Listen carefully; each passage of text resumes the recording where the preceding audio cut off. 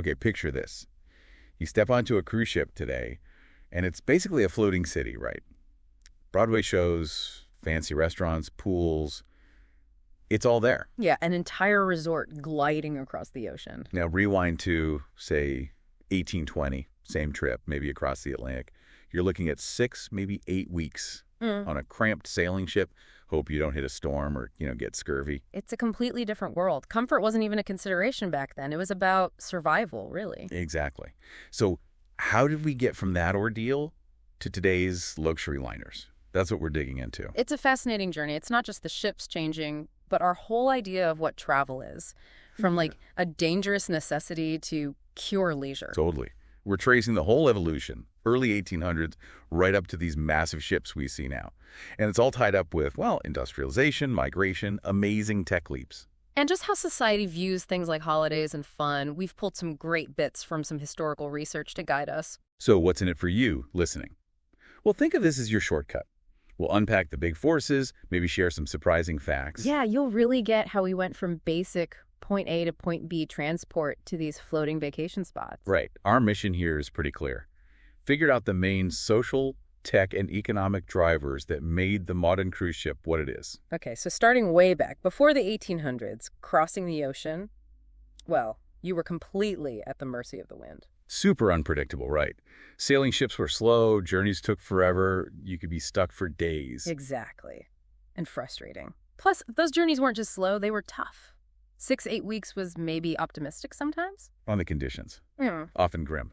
Basic sanitation, disease was a huge risk. These ships weren't built for happy passengers. No, they were built for cargo or war. That was their main job. People were secondary. Then, boom, the Industrial Revolution. And with it comes the steam engine. Ah, the game changer. Suddenly you weren't entirely reliant on the wind. There was another way. It took a while, though, right? Like the SS Savannah in 1819.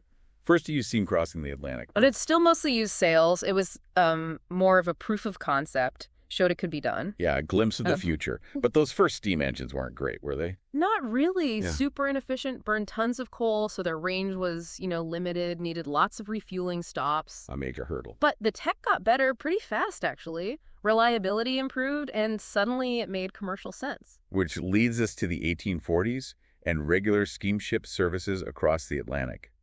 Cunard Line gets mentioned. 1840, RMS Britannia. That feels like a big step. It really was. Cunard setting up that scheduled mail and passenger service between Liverpool and Boston, that established a whole new model. Reliability. Exactly. Safety, punctuality, Huh. things you just couldn't guarantee with sail. It set a precedent. And even though these early steamers carrying passengers, their main gig was still mail, cargo. And immigrants. Huge numbers heading west. But yeah, it absolutely laid the tracks for dedicated passenger travel later on. So as we move into the later 19th century, things start shifting again. Shipping companies are competing more fiercely. Right. And it wasn't just about being the fastest anymore. They started thinking more about the passenger experience, trying to attract people. And this happens just as transatlantic immigration is exploding. Millions heading from Europe to North America. Massive demand for ships, basically. Bigger ships, more efficient ships. But there's this weird split happening on board, isn't there? You've got steerage down board. Oh, steerage. Incredibly basic, crowded, often unsanitary, really just for the working classes, the immigrants, grim conditions. And then, literally decks above them, you have the beginnings of real luxury. A totally different universe on the same vessel. This is when we get the floating palace idea starting to take shape. Late 1800s, early 1900s. Ships like the RMS Oceanic, 1899, setting new standards. And it wasn't just about a comfy bed. They were building these, mini high society worlds on board. Smoking rooms, grand dining salons, libraries. Showing off status. Totally. Catering to the rich, the leisure class. The ship itself was becoming a destination for the wealthy. And speed was still a big deal. Prestige. You had the RMS Lusitania, the Mauretania, launched around 1906, 1907. Ah, the blue ribbon contenders. Vying for the fastest Atlantic crossing, they were engineering marvels and incredibly elegant. A real fusion of technology and luxury. Absolutely. The peak of that era, you could argue. Which brings us, inevitably, to the RMS Titanic, 1912. The legend. Marketed as the ultimate in luxury, practically unsinkable. And the features were incredible for the time. A gym, Turkish baths, elevators, a swimming pool on a ship. Mind-blowing back then. But the Titanic story, so tragic, really highlights a couple of things. Yeah. The sheer ambition, maybe overconfidence in technology, and also, starkly, those class divisions. The experience was vastly different depending on your ticket. A floating microcosm of society. Then everything changes. World War I. Right. Suddenly these grand liners have a completely different job description. Many get requisitioned. Turned into troop carriers, hospital ships. Floating barracks, even. The source material points to the Lusitania sinking in 1915 by a U-boat. A huge event, obviously. Pulled the U.S. towards the war. And it wasn't alone. The Britannic Titanic sister ship sank too, while serving as a hospital ship in 1916. Hit a mine. Just shows how vulnerable even these huge ships were in wartime. Definitely. After the war, though, there's a kind of rebound. Another push for elegance and speed in the liners. The interwar period. We get ships like the RMS Queen Mary in 36, the SS Normandy in 35. Oh, stunning ships. Art Deco masterpieces inside. Gourmet food, entertainment. They were competing with the best hotels on land. Floating five-star hotels, basically. But then, history repeats. World War II. Here we go again. Same story. Those magnificent ships get called up for duty. Queen Mary, Queen Elizabeth, carrying thousands of troops. Incredible numbers. The source mentions up to 15,000 soldiers on a single crossing for the Queens. Nicknamed the Gray Ghosts because they were painted gray and traveled so fast. Wow, 15,000. That's staggering. But all that hard wartime service, it took its toll. It really did. Wore them out. Made them obsolete faster. And this, combined with something new on the horizon. Pretty much spelled the end for the golden age of the ocean liner as just transport. Exactly. Because that new thing was the jet airplane. The 1950s, commercial jet travel takes off. Yeah. Pan Am, BOAC. Suddenly, crossing the Atlantic wasn't days, it was hours. Safer, arguably, and getting cheaper too. The impact on shipping was drastic. Immediate. Passenger numbers just plummeted, even for the fastest, grandest liners like the SS United States. Which still holds the speed record, right? It does, but speed across the water couldn't compete with speed through the air. Yeah. People fundamentally changed how they thought about getting across oceans. So the shipping companies faced a choice. Adapt or, well, fade away. And they adapted brilliantly, really. They made a crucial pivot. How so? They stopped selling transportation to a place and started selling the ship as the place, the destination itself. Ah, the birth of modern cruising. Precisely. Round-trip voyages purely for pleasure, port stops, onboard fun, entertainment became the focus. That shift in thinking is everything. The Norwegian Caribbean Line gets a nod, 1966, kicking off year-round tropical cruises from Miami. They really pioneered that model, made cruising a dedicated holiday option. And then Carnival jumps in, 1972. What was their angle? Carnival aimed younger, maybe? Shorter trips, more affordable, really pushed the fun ship idea, made it less exclusive, more mainstream. Accessible fun. Yeah, and you can't discount pop culture here. The Love Boat TV show, starting in 77. Oh, absolutely. Made cruising look romantic, exciting, sociable.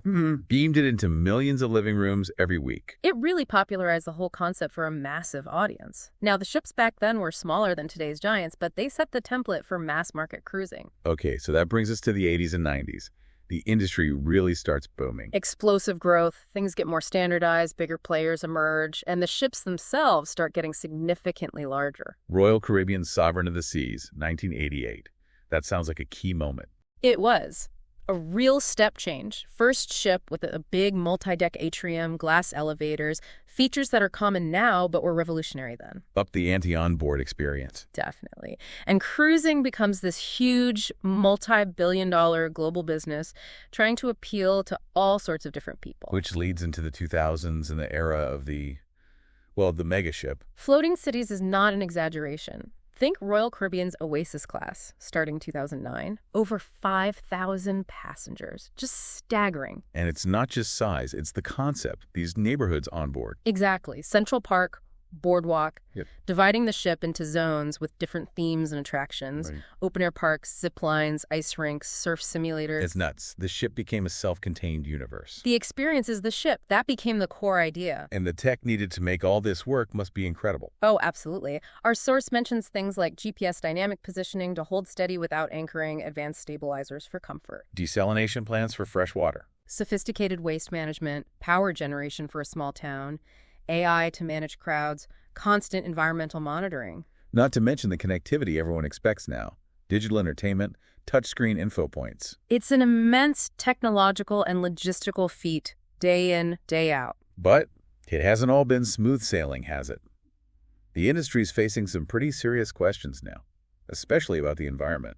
That's become a major focus, and rightly so. There's a lot of criticism about air pollution from burning heavy fuel oil, wastewater discharge impacts. And over-tourism in some port cities. Yeah, the impact of thousands of people descending at once. Regulatory bodies like the International Maritime Organization are definitely tightening the screws on emissions. So is the industry responding? It seems to be starting to, yes. There's a move towards cleaner fuels like liquefied natural gas or LNG. Burns cleaner than heavy fuel oil. Much cleaner. And things like cold ironing, plugging the ship into shore power in port so it doesn't have to run its engines. That makes sense. Plus, installing solar panels, using advanced exhaust scrubbers, better waste treatment systems.